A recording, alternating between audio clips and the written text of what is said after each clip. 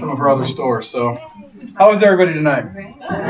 Welcome, welcome, welcome to the Cutco Kitchen Mexican Fiesta event. There you go. She's always wound up. My name is Ken Coker. I'm the store manager. Welcome to our event. For how many of you is this your first event? Anybody very first? Okay, good number for the first. Welcome, guys. And then I've known, obviously, many friendly faces who've been here many times.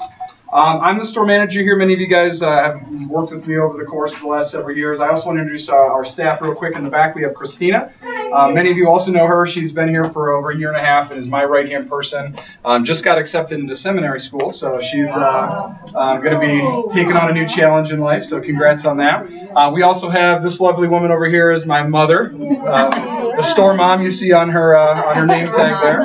But she's always here helping out. She's a great Cutco spokesperson. If you have any technical questions, she might not be able to help you, but she can certainly point you in the right direction of the peeler and the cheese knife and a couple of other favorites. So she's awesome. Thanks for being here as always.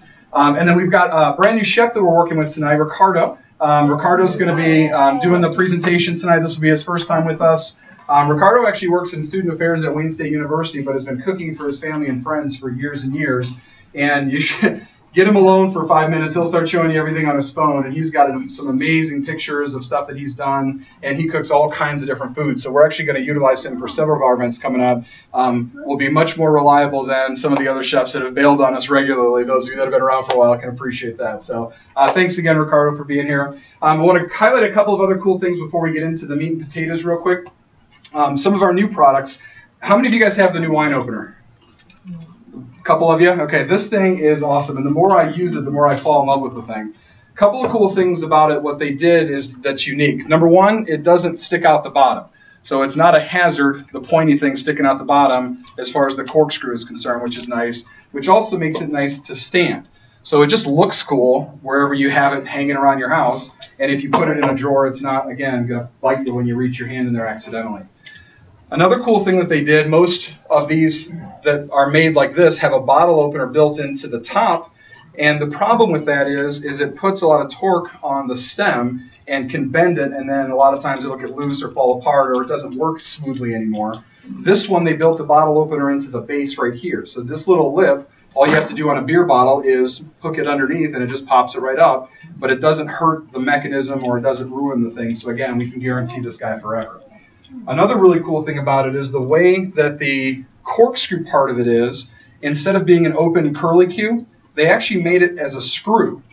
So it's a big piece of metal, which instead of tearing the cork up, it actually just goes straight into it.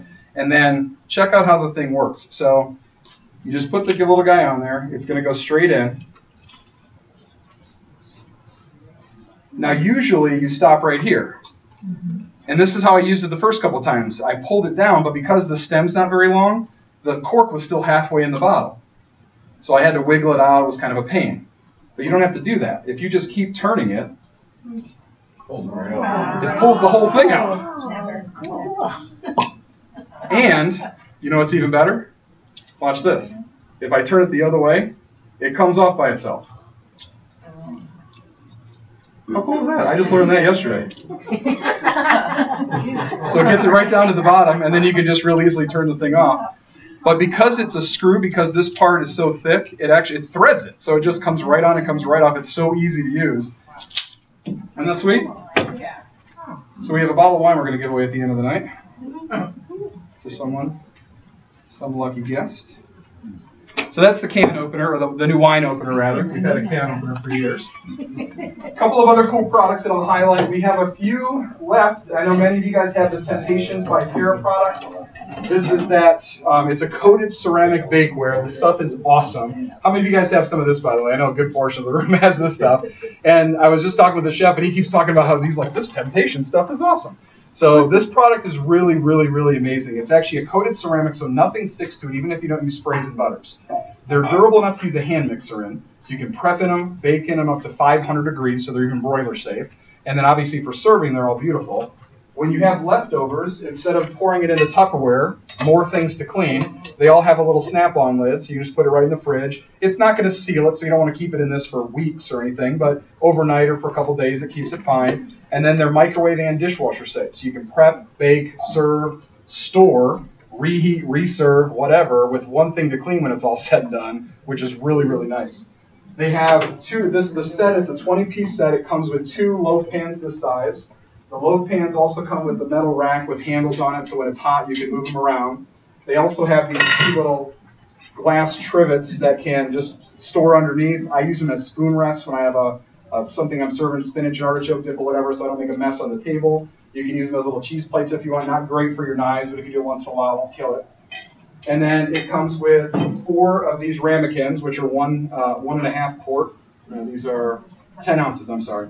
Yeah, 1.5 cups, that's not a quart. But these are nice. A lot of people tell me they take their lunch to work. They can put this in the microwave. The handle stays cool. It's a lot nicer than Tupperware or the Cool Whip, thing that they use. So it comes with 4 of these little guys. These are also good for baking individual little desserts, or I use them for like candy and nuts or chips and dips and things like that. So they're really, really nice and they're really handy. And then it comes with a big 9x13 baking dish. It comes with a big glass or a big tray, which also on here is the lid.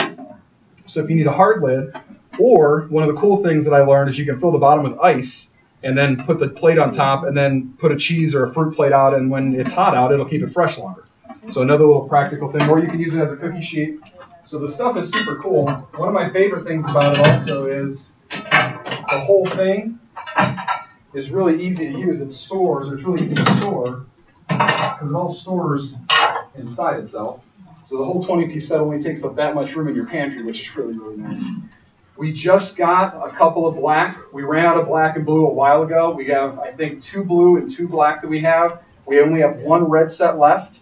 And then we have a couple of green and a couple of the cream color. So once these are gone, they're gone for good. So if you really want one, if you've been waiting, it's a good time to get one because they're out. We cannot reorder them. We also have the microplane graters, which many of you guys have purchased or gotten at different events. The cover keeps your hand protected, and then when you use it, you slide it on the other side and it catches everything.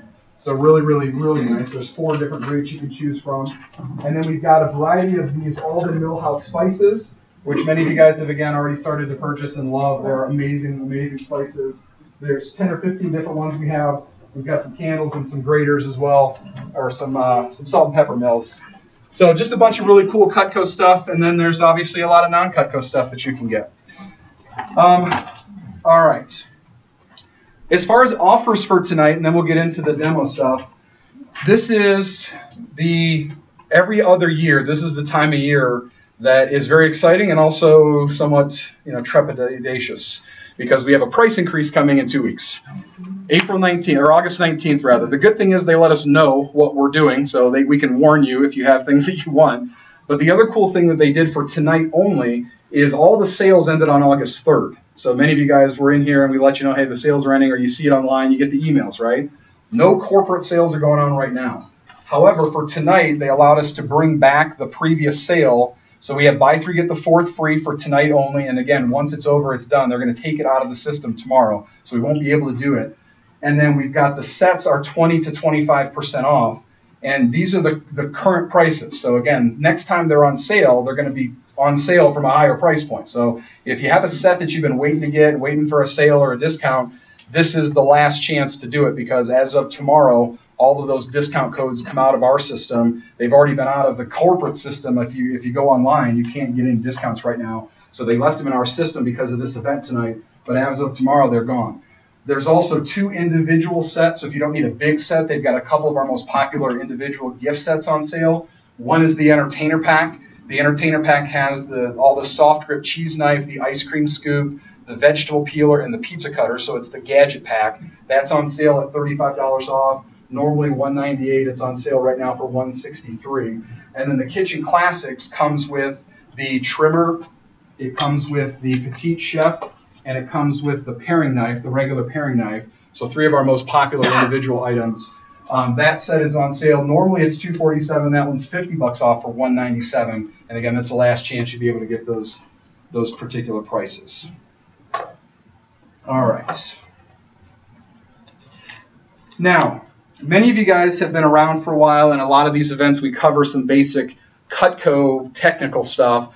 And one of the reasons why we cover this a lot is I want to continue to educate everybody so you know exactly what's going on with your tools. There are some differences from Cutco to obviously typical knives, and then there's also the differences within the Cutco knives that you use.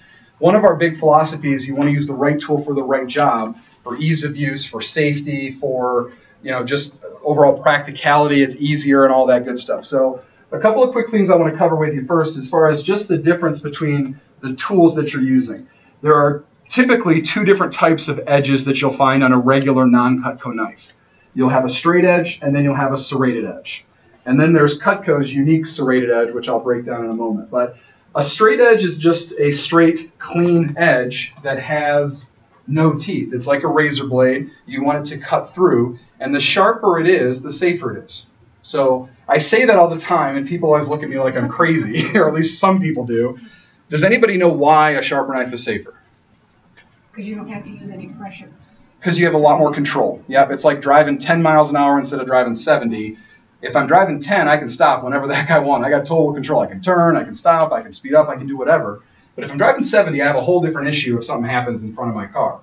When I'm using a dull knife, it's like driving 70. I can't stop if I need to, because if I got a bunch of pressure and momentum going behind something, and all of a sudden something goes wrong, that momentum's going to keep going.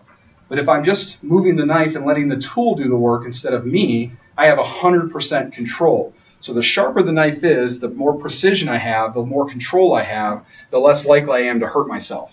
So, and by the way, if you ever cut yourself, ideally you don't want to do that either. But if you're going to cut yourself with a sharp knife. There's a reason surgeons use sharp knives and not chainsaws that are dull and bloody, because those don't cut very clean. They leave huge messes and marks and scars and pain and all that other stuff. Have you ever cut yourself with a Cutco knife and didn't even know you were cut until like 5 minutes later? Like, what's all this blood from? That's again, not a good situation to be in, but it's better than the other alternative, right? So if you're going to cut yourself, do it with a sharp knife. So a straight edge is designed to be a straight cutting tool that you can again use with precision. A serration, on the other hand, is a series of points, and what the points do is they rip and tear just like a saw. So you've probably all cut a chicken breast with a serrated edge steak knife and it just pulls it apart, right? That's what these knives are designed to do. They rip and tear and pull as they cut. As they cut through the food, they also end up hitting the hard surfaces below, the plates and cutting boards, and these teeth start rounding off. And once those teeth are round, they just kind of glide across your food. You've all experienced that, I'm sure, where it just goes, it's not cutting anything, it's just making noise. That's what happens with a serration. And while you can sharpen a straight edge, it does require constant sharpening. In fact, most knife companies will tell you to sharpen the knife every time you use it because they want you to form the habit. It doesn't necessarily need to be sharpened, but if you do it every time, you're never going to have a dull knife and a dangerous tool. So it just requires constant sharpening. On the other hand, a serration, you can't sharpen, so it doesn't need sharpening. And have you ever seen knives on TV or at the mall or wherever, and it just says never need sharpening on the box? And it seems like a greatest, oh my, that would be awesome. That would be the best thing ever. Well, you get the knives and they're all serrated. Why do they never need sharpening? You can't sharpen them if you wanted to. So they trick people by using certain words. You seem like you're getting this great value, and all of a sudden 3 weeks later, none of the knives work anymore. But I can't sharpen them, so technically they didn't lie to you. So with serrated edges, again, they're really no good. And then there's Cutco's Double D edge. Cutco has what's called a recessed edge, and instead of the teeth cutting, there's actually razor blades in between each of the teeth. So on the knife, there's blades that cut forward as I push this way. There's blades that cut backward, and then there's blades that cut down from the top. So no matter which way you're going with the Cutco edge, it's always going to cut. In fact, I can take this and actually just press straight down through, and it's going to cut without any kind of slicing. So because the blades are in between the teeth, it doesn't have to saw back and forth. It's a clean edge in between, and it also cuts clean. These dull so slowly that, again, a lot of times you don't notice them wearing down, but as the teeth wear down, it doesn't dull the knife. They start rounding off, but there's still tons of blade left in between those teeth. So they stay sharp for 7 to 10 years, and then we sharpen them for free, as many of you guys have taken advantage of at this point. So with Cutco, you've got a very cool edge. And then I'm going to show you one other thing that we do that some of you have seen. It's called the mug test. And I'm going to do it just for ease and safety and because we have a good-sized crowd here. But it just shows you a very good quality Wusthof knife. Have any of you guys owned Wusthof before you owned Cutco or coincide with? Really good quality, very similar steel, the same rivets, the similar type of construction. We've got, obviously, dishwasher safe. We've got a lot of benefits, and the big benefit is this edge. So when it comes to a straight edge, this is a brand new knife that rarely gets used for things other than this. But I can cut, when it's straight, I can cut through that rope nice and clean in a half a stroke. Really, really good knife, as long as I sharpen it. And then obviously the Cutco, double the edge, cuts through in a half a stroke. Now here's the difference. When I use this knife without sharpening it, so let's say I take 1, 2, 3, 4, 5, 6, 7, 8. Just 8 slices on a plate or cutting board without sharpening the knife. Let's see how sharp it is now. 1, 2, 3, 4, 5, 6, 7, 8, 9, 10, 11, 12, 13, 14, 15, 16, 17, 18, 19, 20. So I finally got through there. And I wasn't being a wimp. I was trying pretty hard. So now we take the Cutco blade, and because the teeth are there and the blade is shaped the way that it is, it still cuts like that straight edge does. But instead of the blade rubbing on the cutting surface, the teeth are rubbing on the cutting surface. So I wasn't counting, but did I get to at least 8? And it still cuts the exact same, because the blades were not affected in any way by what I just did. It will continue to wear down very slowly over time, and then eventually as it gets up into the blades, then it starts to actually dull. We send it to the factory, they recut the edge just like the day you bought it, and it'll be good for another 10, 20, however many years depending on your usage. So that's the real big benefit of Cutco and how the double the edge works, and why most Cutco knives have serrations, even though most carving knives and everything else and most other companies don't. Ours cut better for much longer, and then obviously we got the forever guarantee. So pretty cool stuff, but just to give you a little more insight into how Cutco actually works. Now, one other quick distinction before we get into the Pico de Gallo is we have a couple of knives that are designed for heavy-duty stuff. So a lot of times people, especially this time of year, what do I cut a watermelon with? And then coming up, it's squash and turnips and all of that hard stuff that's coming up in the spring, or in the fall, rather. So we have, I'll do the watermelon first, because then we're going to have this for dessert out front. But when you're cutting a watermelon, if you've got a small watermelon, the blade is fine. You can just do it however you want. But with the butcher's knife, this knife is actually designed a little bit differently than most of our knives as well. Most of our knives have what's called a concave grind. They take the steel and they grind out all of this part. So it's really, really thin down by where the blade is. That means as I'm cutting through things, there's thin steel that it's dragging through, not a big thick piece of metal trying to force its way through something. So it just glides nicely. But when you're trying to cut something really hard, you want a little more reinforcement to help split things and break it down. So the butcher's knife is designed like this. It's got a V grind, so it gets bigger as it goes up. So what it does, instead of slicing with it, this one really splits things.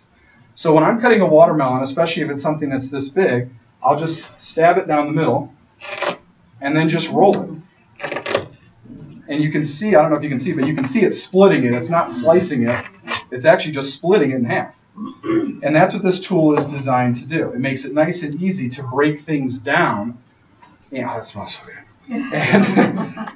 And then again, as I continue to break it down, I can just stab it and force it. And what this does is I can get things down into more manageable pieces, so then I can use the tools that are a little bit more precise. But this is for anything that's really, really, really thick and tough. And again, it's splitting it straight through. It's not, if I'm slicing with like a trimmer, first of all, the knife is not even close to the proper size for what I'm cutting. So let's say I was doing a petite carver. This thing's going to cut it, but like a traditional knife, it's going to kind of take it where the watermelon wants it to go. Because of the wedge on the butcher's knife, it goes where you tell the knife to go, because it forces it through. So where this one I can saw through it, but it's thinner, now thicker, and now it's getting thicker again, because I have no control over it really. Whereas the other knife, it just splits it straight through. So something like, again, like a butternut squash. I can take this, and it's round. So it's going to fight you with any other tool that you use. So again, what I want to do is I want to break it down so where it's easier to manage. So what I'll do is I'll stab it down the middle, force it down this side, put it back in, switch it around, and then I'll force it down this side.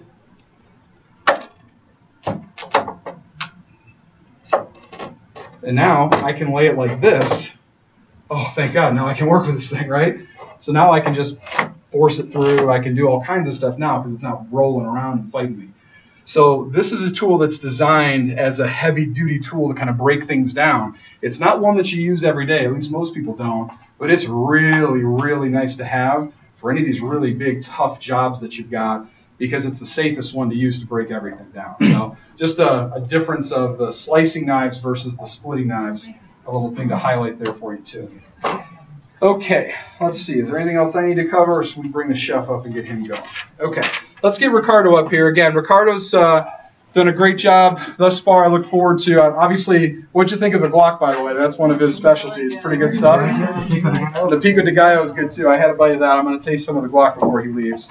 But let's bring Ricardo up here, and he's going to go through some of the different techniques. I'll get this out of your way. Well, actually, we're gonna cut this. Yeah, we're gonna cut this and serve it for dessert up front. Hello, everybody. Let's give Ricardo a round of applause. Some people enjoying the guacamole. And people that got, who's ever made guacamole?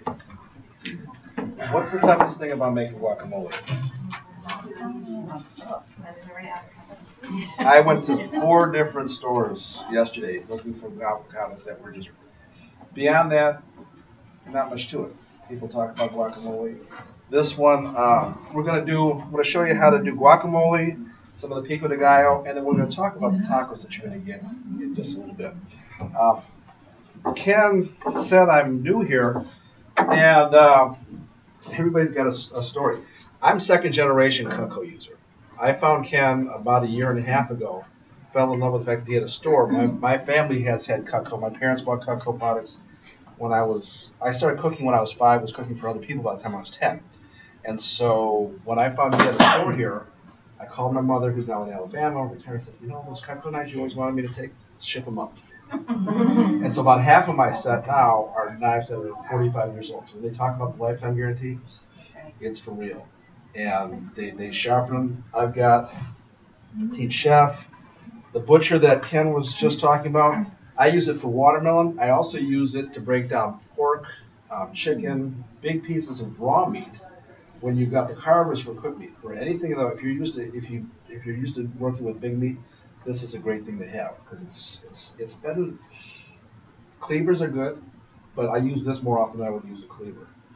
So, with the avocados, if you've used them, I like to take them through, and this is not too new. So this one's pretty good. Now, if I was at home or my wife was cutting these, she would hit it like this, and I would say, please don't do that because it's not too sharp. So I usually put it down here, give it a turn, and a little bit of a turn, and then it releases very nicely into the side there. You just had Ken the little. Oh, here it is. I just picked up this knife this weekend. Last time, this is what got me in front of you here was I was talking to Christine and we started talking about food.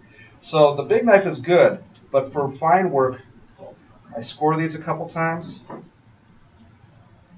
Now, if I'm making guacamole, how many people have the potato masher?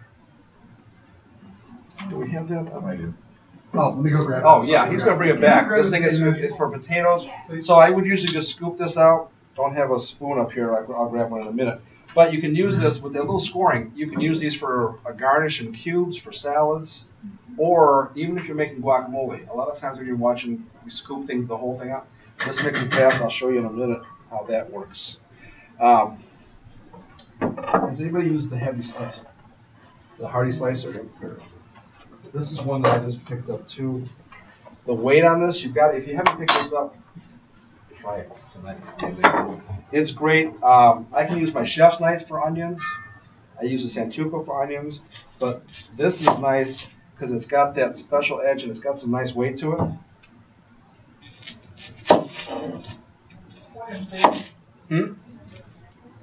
Yeah. Oh, that was his mom.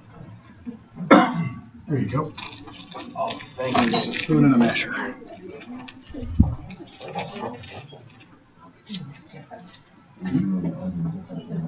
Doing the different. Do you need the butcher's knife or are you done with it? Nope, you can take the butcher's knife. So, you noticed on the pico de gallo, it's a very fine chop. Little tiny dice. Sometimes you want to do a rough, rustic cut, but for this, red onion's kind of strong. I heard people say, wow, this is really kind of either spicy or onion red.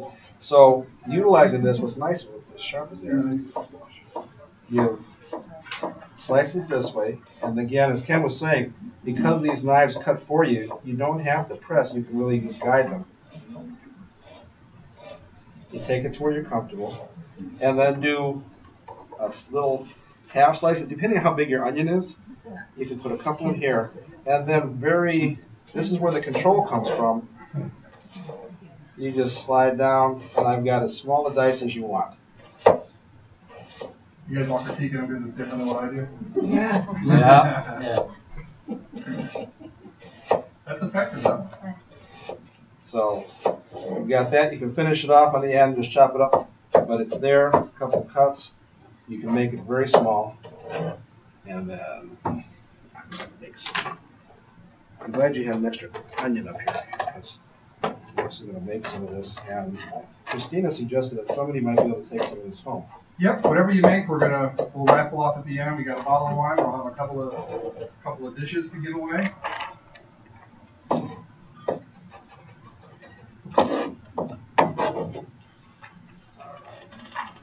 So, I'm going to show you back to the guacamole. There's also trash to your left there. Oh, thank you. So with that spoon, since I've cut it with the trimmer, it falls out very easily. As opposed to just taking it out like this, it's still, you mash it up, so it's not too bad, but you can use it for different garnishes that way. You're putting it on top of something. But this is so the potato masher is fantastic for potatoes. It's very sturdy. And if you've got it, I use it in a big Pyrex dish. I've got a traditional mortar and pestle. This is fast.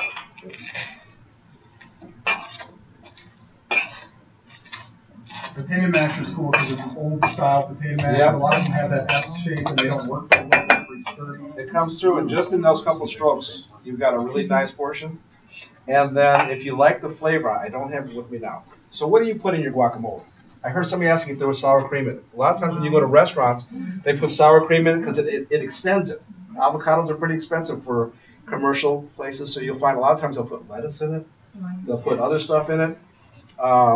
When you make guacamole at home, what's something that you put in it? Lime juice, tomatoes and garlic. So you chop your tomatoes and do all this stuff from scratch like we did with the pico de gallo. So it's really it's a labor of love, isn't it? It's kind of intense to do it. You want to make a quick guacamole? Like Ken said, I've got a day job, so I come home, want to feed my family and cook. My wife and I both cook, all our kids cook. That fast, pick whatever. There's so many amazing jar sauces. The sauce that was in there was Mrs. Renfro's, a little of the mild honey. So take some time and find a good sauce that has the cilantro, the jalapeno, whatever flavorings you like, it's quality. Have that. It's good for the chips and salsa. That is all you need in here, with a little fresh lemon to cover it so that you don't get the lemon or lime to cover it. But it's quick. You can take the time. Okay, so we make the pico de gallo from scratch. I make a lot of things from scratch, but I've had people who say, yeah, my grandmother's Mexican. Don't tell her I like your recipe. It's so fast. People never believe it that it's that fast. So the next thing we need for this is jalapeno. This is where, again, if I'm working at home, I'm comfortable working with the chef's knife, the Santuco, but I get a lot more control for cutting small stuff because with jalapenos, who's worked with raw jalapenos before? What do you want to cut out of them? Because that's where all the heat that kills everybody. If you're dangerous and like to live with high heat, then you can do that. But I like them, but not everybody can eat. If I season everything to my taste, nobody would ever eat with me. And so I've learned over the years that I have to temper it, and working with these to take this out. And again, this little, we have the trimmer, which is a favorite for everybody. I've had in my family. That's one of the ones I've had for 45 years. My son, who's 18 and loves to cook, I got two 28-year-olds who cook. They like that. He likes it because it's a smaller handle. I don't use it as much anymore. I use the big knife. But this knife, even though small, is great because I can get these really tight cuts. Which one is that you're using? This is the That's the Santoku style trimmer. So is this a new? It's a new one, and the nice thing about that one, and the reason it works for what he's doing, is because the design of the Santoku style edges. The big benefit of the Santoku knives versus the traditional French style knives is how they interact with the cutting board. So these are really designed for chopping. So if you slice with them back and forth, you see the whole blade is resting on the cutting board. The whole blade takes a beating from slicing like this. Santoku in Japanese literally translates to slice, dice, and chop. So I can still chop with this one, but the curve of the blade, it curves in the middle. So even if it is on the cutting board, only one part of the blade ever touches at any given time. So even if I'm doing this, it's not dulling the whole thing, it's just dulling part of it. The other thing is because that point coming down forward, most of the time the blade's in the air when I'm slicing anyways. So it just gives you a little bit more versatility. And with the regular trimmer is shaped like this, where again, this part, because it's always hitting the cutting board, this part wears much more quickly than the rest of the blade. Whereas the Santoku blade, when you're slicing with it, your hand is going to hit the cutting board before any part of the blade does, other than the point. So it just stays sharper for longer. Yep.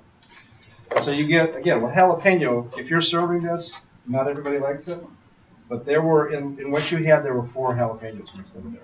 But it wasn't overpowering. Nobody would say, oh my gosh, it's so hot. But the key is you want to take the seeds out and cut it small enough. And this makes that job a lot easier. Let me show one other thing, and I've shown them this before. This is something that's really nice for those people who, again, don't like the heat. One of the things I don't like about the way that he just did it, which it works, obviously, but I don't like handling all of the seeds, because then I invariably rub my face and start crying and all that. So one of the things that's nice that I learned about green peppers, about any peppers with seeds in, instead of cutting them and then scraping them out, you can actually cut around most of the seeds. And because these are so sharp, it keeps it nice. So there's all your heat. There's all the danger right there. I like hot stuff, by the way, but usually this is when I'm making it for others. But now the seeds are not at all going to bug me. And especially if I'm just going to chop it up into little pieces, I don't care what this, what kind of condition this is in. And then one of the things I love this little guy for is doing the next part, because I can cut it into the same little tiny pieces. And one of the things we talk a lot about with these events is the smaller the pieces you make, the more flavor gets into the dish. If you got big chunks of stuff, you get big bites of heat, but you don't end up getting the flavor really spread out. And then you can just turn them sideways and really dice them up with this little guy. And it's nice because it's so small, it's handy, it's not bulky, it's not hard to use, which is, again, why this is nice. So if you like the slicing, this one works really well. And then if you like the chopping method, this one works for that same kind of stuff. I could do what I did slicing around the pepper with this too, because again, it's so short, it's easy to handle. And either way, you're good to go. Thank you. Yeah. So, with the jalapenos, same thing. The little Santoku is nice. Yeah, I love this one too. I love the big Santoku. Green onions. You can use with this one. I use either the chef or the Santoku. For these, I usually just take out.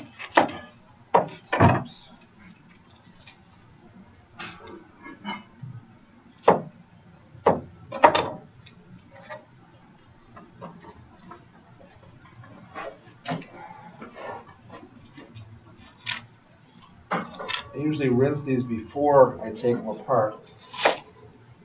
And again, that slicing with these works really nicely too. And this is, we're going to have some green onions and cilantro chopped up for the tacos that we'll be having in just a minute. Is there anybody who doesn't eat pork? Okay, couple of, so let Mom know.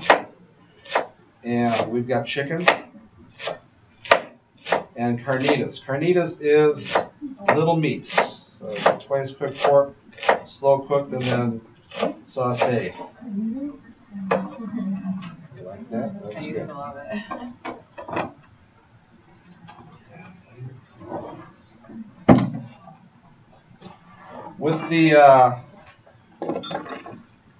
With the pork recipe, who uses a pressure cooker?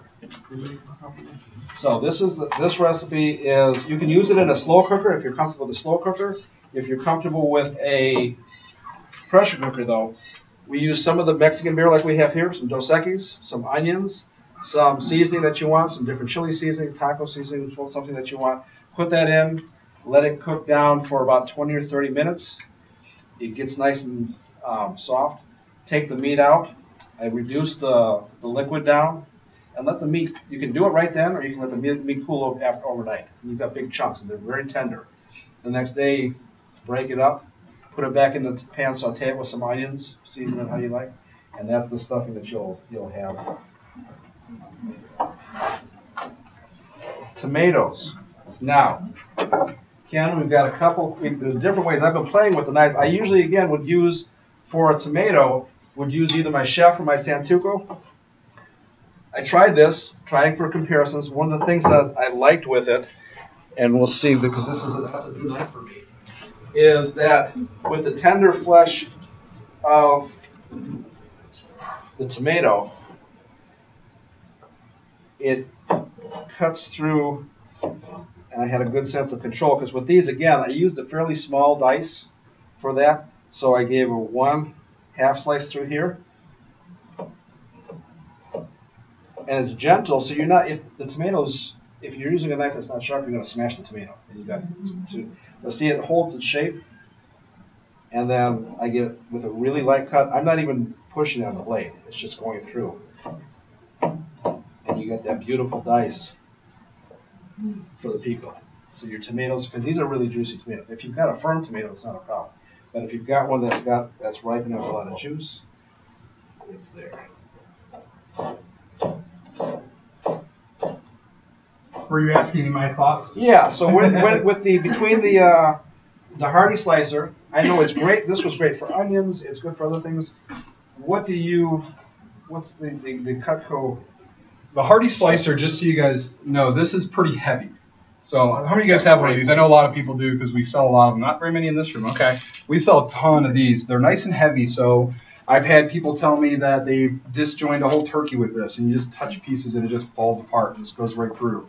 I use it for cutting things like pork loin down into chops, thick stuff that's just kind of a pain. I love it for cutting things like grilled chicken breast up for a salad. It's just, again, that kind of a thicker piece of meat that's usually big and flat because I flatten them out, and then so this just pushes right through stuff. I like the knuckle clearance, whereas most of the knives, again, like the trimmer, is tapered. So it's nice for certain things, but I like for some things, I like how I got room to work with this thing. I don't personally use it for tomatoes, although it does work great for tomatoes. And the reason why mainly is because it's just heavy.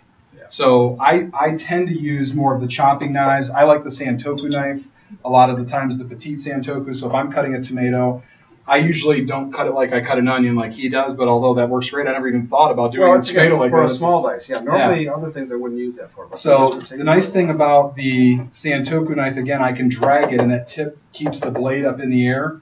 And then I can drag it this way. And then if I want, if I want it to be smaller, usually I'm fine with that because those end up falling apart anyways. So that's usually how I do it, but Well, that's why I said I usually use the Santoku or this was my new toy. So I wanted to see how I like to compare and see what the different knives do. And for this particular job tonight, I normally wouldn't think of this as a tomato slicer for just regular slicing. This one is my favorite for just slicing tomatoes because, again, I like the wideness of the blade versus the traditional trimmer, or I typically use the chopper, one of the chopping knives. But they'll all work. That's the beauty of Cutco. They all cut. They all cut. So you can use your personal preference in a lot of ways. Right tool for the right job, but sometimes there's, obviously you got a lot of leeway. Well, and that's why we were talking earlier. It's like a lot of times people will have a set and end up using the 2 or 3 favorite ones. We're like, well, what does this other knife do? And it depends. It depends on the job that you have. Again, for tomatoes, I've got my go-to knives, Santoku and my Petit Chef with the cilantro. Again, the rocker on this is nice. Yeah, definitely use a straight edge when you're cutting herbs because you want it to be nice and clean. And Yeah, smooth. you don't want to tear them. So, you see how he was just using that knife to chop back and forth? It's really, really easy. You don't have to have a ton of knife skills to be able to use that. Just put your other hand on top. just slow and just move it back and forth once you get it out. You can do the slicing and then finish up. Anytime you want to mince, we do garlic is a great one for that. I put a little bit. I'm also going to a very little bit of garlic, which is again something that if you're going to put raw garlic in something, it's got to be microscopic so that people don't get freaked out with it. So, in fact, a lot of times I I'm doing a lot, I cook with a lot of garlic, I like roast garlic in size house. So I'll buy the pre-peeled, because you can get a really good price on it. But I figured since I was coming tonight, we're going to play with the knife. Show you what I did to make your stuff tonight. Was just with this, it's nice.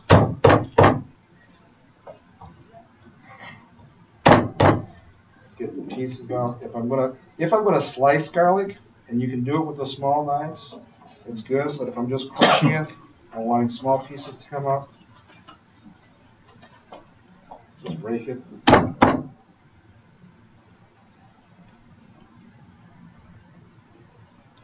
And then a little bit of this way.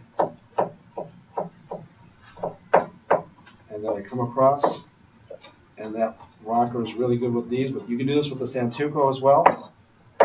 Just keep moving it across until you get all your little pieces there to go in. So, questions? You ready to eat some tacos? I think they're.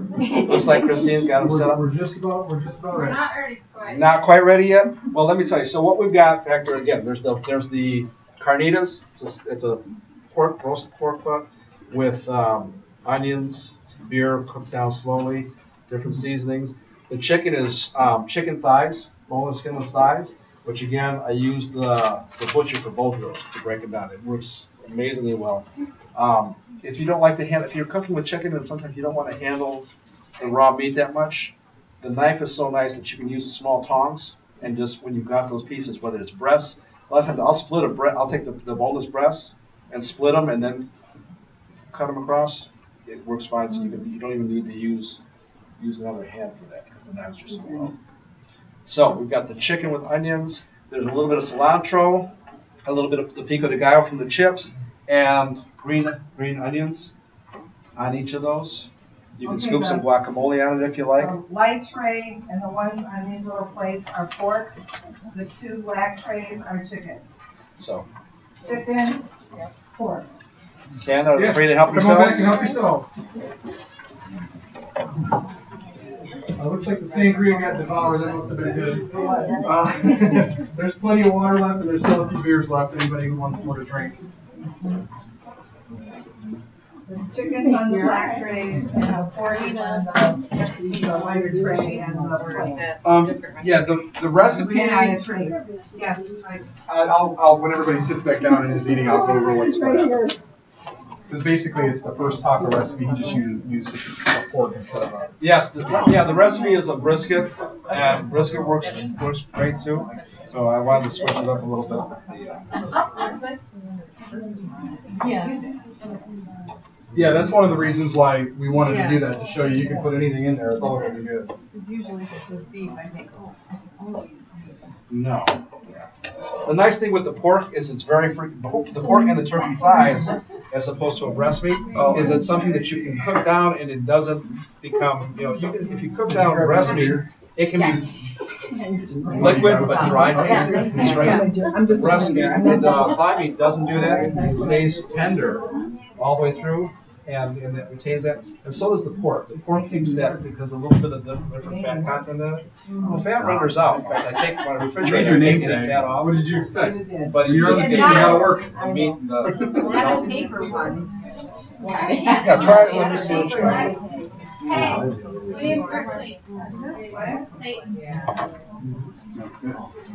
We got more plates coming.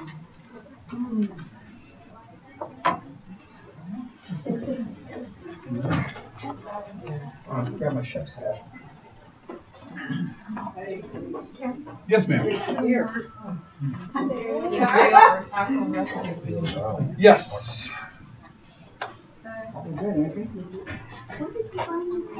Are they cute? I don't know, Rocco about it. Rocco, where did you say you had the little? Where do we have an empty? Oh. We had a couple of empty chairs. I'm gonna talk to you about those because we got with tacos. Try them and then we'll talk about it.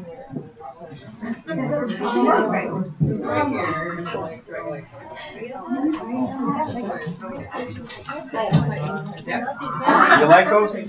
Those things. Hold on, I'll get you. I'm going to show you where these came from. I'll get you. Are those all the people?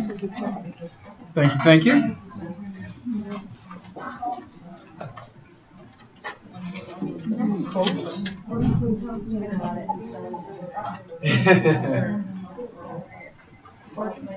Is it? I hope there's some left, so I get to try it too. So you still have one of these in process? We just got some more. We stole some from the Lansing store. We were there. So, yes, we do. We do. We have, I think we have one or two sets, unless we sold them yesterday. I don't think I did. Somebody was asking about these.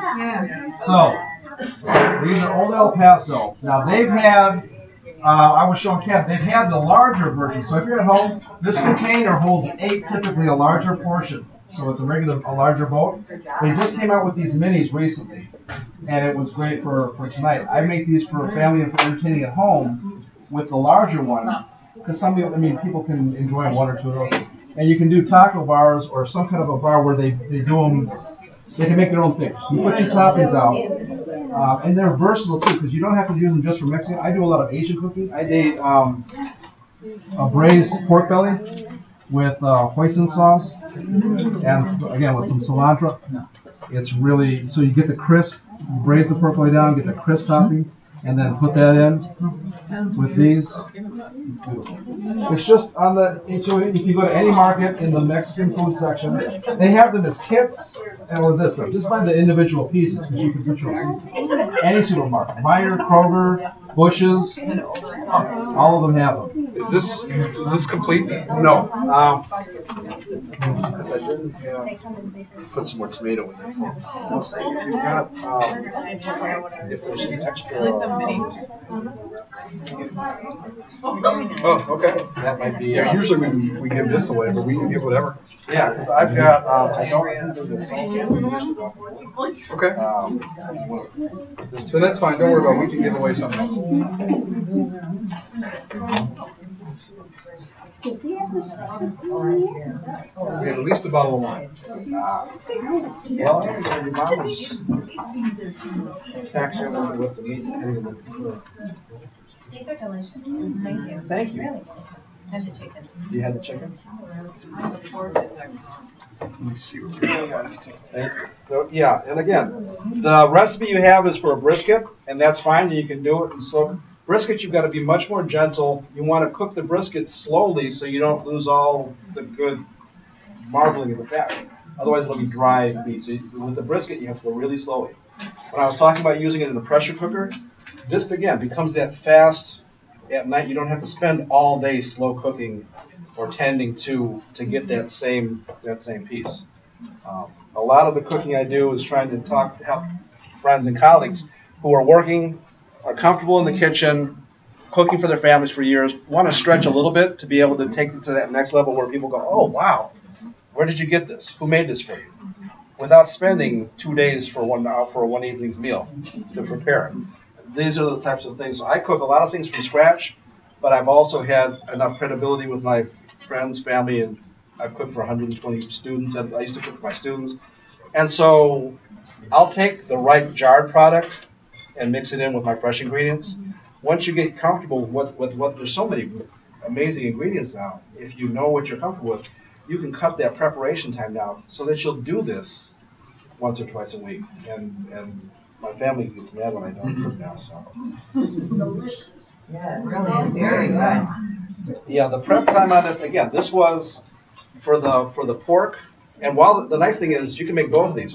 While the pork was in the pressure cooker for 30 minutes cooking down, I sauteed the chicken. Cut and sauteed the chicken with the onions, caramelized the onions, put it all together, put them up, let them chill, and then came back and the pork, after you let it chill, you want to break it down again with the chopping. I actually would have really loved using the cleaver today because I had a big pile of the 6-pound shoulder roast that was in big chunks as it cooked down, and I let it chill. So it was easy to work with before I fried it. I used the butcher knife, but this would have been a time to chop up. So you're getting like a pulled pork, a chopped pork, and then put it back into the saute pan just for a little bit to heat it up and finish seasoning it. How long would you have to cook it in a slow cooker? Slow setting, if you're doing 225, it's the kind of thing you put in the pot in the morning with the right liquid, and you come home and you work with it. But then again, you'd want to finish it off in the pan, just get that saute finishing on the end. So they call it's twice cooked, so it's cooked slow, and then you finish it off in the saute pan and give it a little bit of an edge. If you're doing it with brisket, you can do it with a chuck roast too. You can brisket chuck roast works really well. Either a slow cooker, pressure cooker. Brisket's good, but you've got to really baby it, and so that takes the time. There's amazing with beef prices now. People used to say, "Well, chuck roast, that's the thing you just throw potatoes and carrots and you can do so much with it that cut of meat because of the way it's marbled, and it really is. It's very forgiving with a lot of dishes." What's that? Chuck roast? No, all the beef's expensive. No, that's what I'm saying. Everything is going up. You used to be able to get a chuck roast. Now it's like buying steak. Yeah. Well, you have to take a second mortgage to buy steak. So you finished off that? Yeah. Did you want to get in here? No, go ahead. I just wanted to. Do we have any questions or any before we wrap up? We got a few things I'm going to cover at the end here, but any questions about anything? Any general cooking questions or even Mexican cooking questions? What's the best way to keep cilantro fresh? Use it. Cilantro. It's you find a place that you like where it's close and get it and hold it for a day. It's. Can you freeze it or anything? I'm not. Can you dry it like parsley, dill? Yeah, but when you dry it, you lose so much. Yeah, I mean that's why the fresh stuff. Why we pay so much more for the fresh stuff. It's really find a market that has it that you're comfortable with. And it's funny because I had to go a couple places to get because cilantro is picked up because it's cilantro I use in my Mexican cooking, Asian cooking. It goes into so many different places now that everybody is going. The first place I went to had all the curly parsleys, the watercress, all different. Had no more cilantro. I had to go someplace else, and that's not the first time that's happened to me. Was there a question back here? The avocado is black. There's avocados. It's like bananas. You know how you'll get bananas. I don't like. Nobody likes green bananas, but if you don't buy them green, they go through quickly. Avocados are the same way. You can ripen them. The better thing to do when you're getting them is buy one like this one. If you feel this, you don't want to press it. You want to peel all the way around because sometimes there's a little bit of a bruise. So if you get it and touch one side of it, say, oh, this one feels good. But it's got a bruise over here, and that's going to start turning it black. And when you cut into it, you're going to have that. So it's really the most care has to be taken. The hardest part of making guacamole is really going and finding the avocado. Get one that's just starting to turn, unless you're cooking it that day. Usually if you want to get them for a couple days ahead of time, and then put them on a paper bag, and they'll continue to leave them out of the refrigerator in a paper bag, and the ethane, the gas that comes out of them, same as bananas, will help ripen them, and you're just going to watch them. If you get them when they're starting to feel soft, they're almost never going to be good for you, because you want to get, because you're going to find a bruise mark, you're going to find that dark spot in them. And again, with that, you can just cut that out. So if you get it, you can slice it out, but you don't want the whole thing, because what happens is it starts to get stringy too. As it ripens, you'll get those pieces, and it makes your guacamole not very good. Is it like apples where you can put some lemon on it? Or Always, well, when you make it, you want to put lemon. The citrus keeps it from turning. So, well, here when you put it in. So like tonight, when we put it in a container like this, what I do is smooth it out with your spatula. It's airtight in here. It's the air that does it. Smooth it out here. Take a squeeze of just one lemon, or if you've got, even if you don't have a fresh lemon, you can take just a bottle of lemon juice, but you pour it over to and then just pour off the excess. So you've covered it. Again, that's why if I've got a bottle of real lemon juice, I'll pour a little bit on and then just let the excess raise off, and it's perfect. You just need enough to seal that. No, I mean there's some for taste. Yes, you put it in, but at the end, and that's why I usually don't mix it in when I'm first making it, because I know I'm going to cover the whole thing with some lemon juice. Pour off any excess. You don't want it to be floating on there, but just enough to coat it. Rip it off, and then when you come, and it'll hold. So the guacamole will stay. Yeah. You can also put a small piece of saran wrap. Right. So it's the oxygen. If you put it in a container like this, even though you're putting a lid where there's air there, put a little bit of saran wrap. If it's a bigger container. Well, but you got to press it right down on press the saran wrap not to cover the lid, but right on the surface of the guacamole, so there's no air. It's the oxygen that turns the color in. Great question. Yes, they're touchy. Any other questions? For the cilantro, how to keep it fresh, it helps if you of course take it out of the plastic, but it helps if you wrap it in a paper towel. Yes. I usually take the twist that comes on it, wrap it in a paper towel, and twist it back. Yeah, because you keep the moisture. Because it's when they're in the market, they miss it constantly. They get, and so that. So it helps. It lasts a couple of days longer. Yeah. All right. Well, let's give Ricardo a round of applause. Thank you very much. Thank you. Who likes Italian food? Okay, Ken said a couple months we may be doing this again with the Yep, we've got our next month's event is knife skills. So anybody who wants to learn how to do different knife skills, chopping skills, peeling skills, we'll make something. I'm not sure what it is since we just made pico de gallo. It won't be that. That's what we made last time.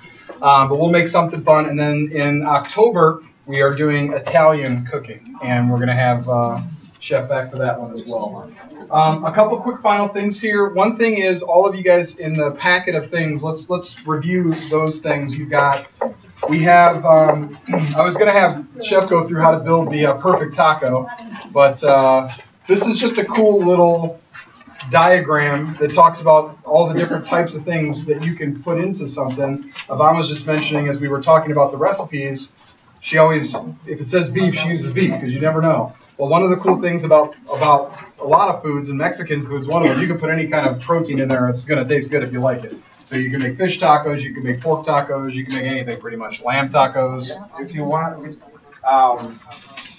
we brought these in. I brought these flour tortillas in to show you something you probably wouldn't try. We're trying to be authentic, and everybody, again, wants to get the stuff that you made your own tortillas. That's right. You've seen a product that everybody will love because it's what you put in it. It's good. But Ken was talking about the different types of tacos. There's the hard corn tortillas. Flour tortillas, soft tacos are very popular now. You use them for burritos, quesadillas, there's so many possibilities. The white corn tortillas. If you've been to Mexico, different places where you go to the taco trucks, if you've been around here, well, we do the taco truck.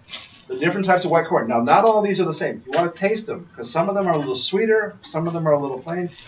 With these, you use two tortillas typically. That's traditional taco truck style, is to use 2 tortillas with your meat. So if you're serving somebody, you just put these on the pan or a griddle, put it on there, put a little portion of meat, and people will either double it up, they can split them, put them together. It's their preferences with some of your fresh garnishes on. Typically, they just give the meat and then half stuff to put on for people.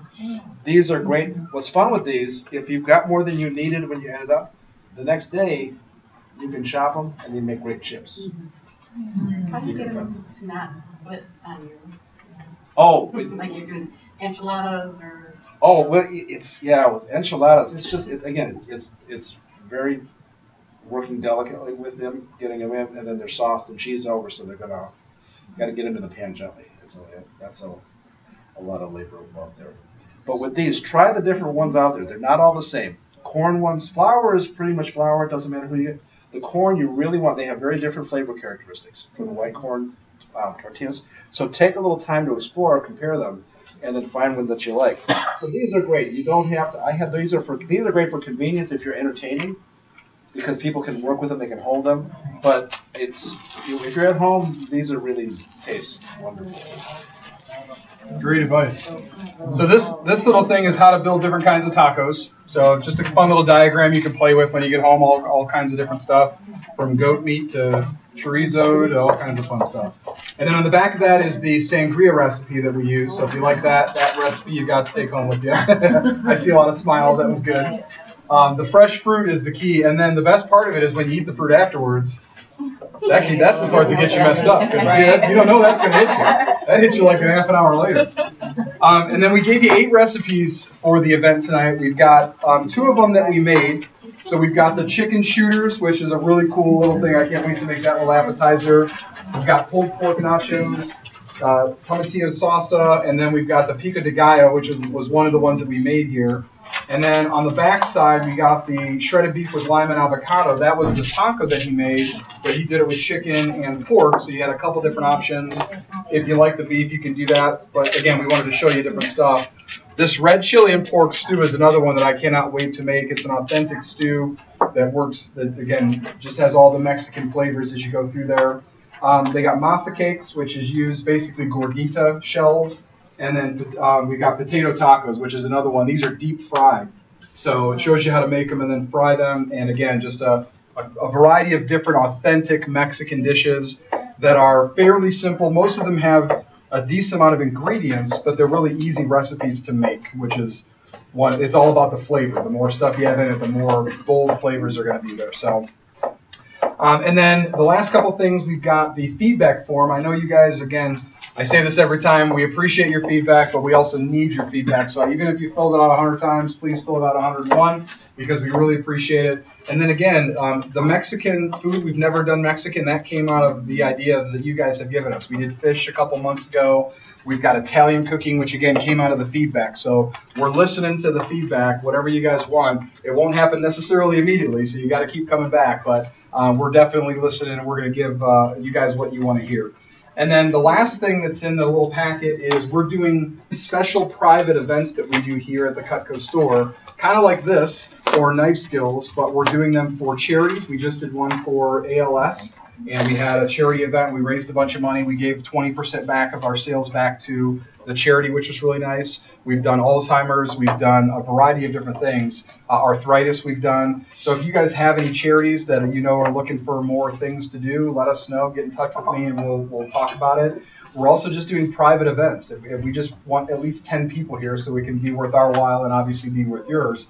But if you want to do a private Knife Skills with a group of your friends and just have a night out, feel free to use the store as the place to do that. We'll happily entertain you and give you some knife skills.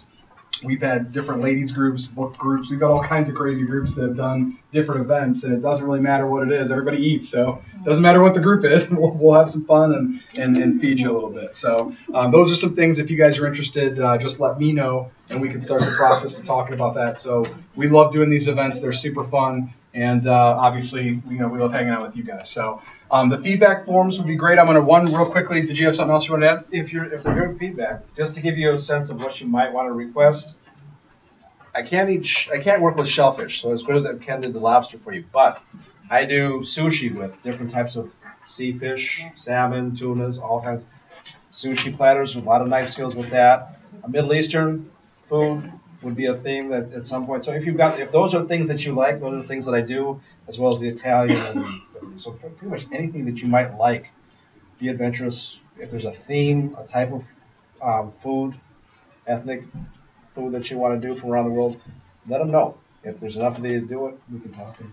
For sure. Great. Yes, we have. Who else needs a pen? We have several pens.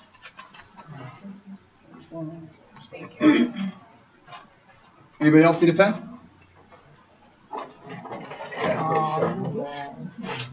Okay. Just to review once again, this is the last chance for current prices. Buy 3, get the 4th free. 20 to 25% off sets, and then we've got the 2 different sets on sale. Again, we've got all the other products out in the lobby or out in the store as well. And then we've got 2 things to give away. We've got a bottle of red wine, and then we've got, this is the pork left over. So the pork we're going to be giving away, and whoever gets drawn first has first dibs.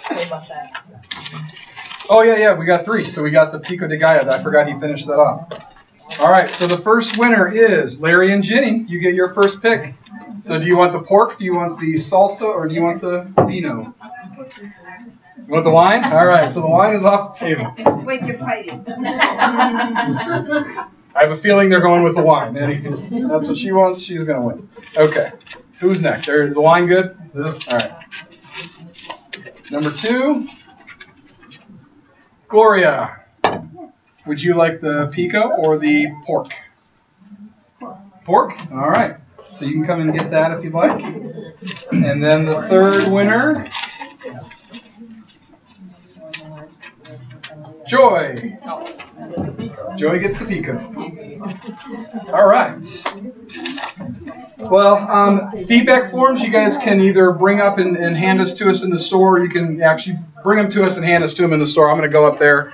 And then anything you guys want, there's still some snacks back there if you guys want to finish eating. There's still some, I don't know, whatever left for drinks. And then the chef will be here for some Q&A if you guys want to hang out and ask him any questions. And then we'll see you up front. Thanks again, folks.